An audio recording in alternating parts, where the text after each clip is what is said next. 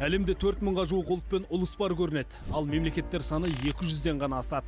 Яғни жер бетіндегі ұлттардың тек 3%-ның ғана мемлекеті бар. Біз қазақ халқын жаңа мың өліп, мың тірілген деп айтқан кезде де мың өлген екен. Ол қалай тірілді? Дәстүр арқылы тірілді.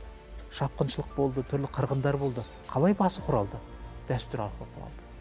Мемлекеттердің қалыптасуы, дамуы бәрі де тарихи үдеріс болғанымен, оның ішкі жағын қарасаңыз, бәрі де дәстүрге тіреледі екен.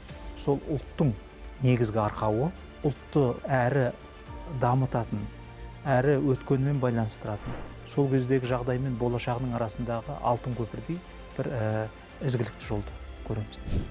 Жер бетіндегі әр ұлттың өзіне тән ділі, діні, дәстүрі бар.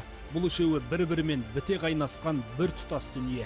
Діл мемлекеттің рухани өзегі, дін бабалар ұстанған қастерлі жол, дәстүр сан ғасырлық саф мұра. Яғни қоғамның бүгінгі тіршілік үшінде, елдің ертеңі үшінде аса маңызды құндылықтар.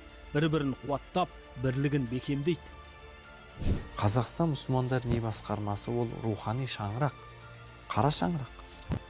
Оны осы діни басқарма бұқара халықты адастырмай, шатастырмай, соларға дұрыс жөн сілтейтін арнайы мамандар мен ұстаздардан құралған.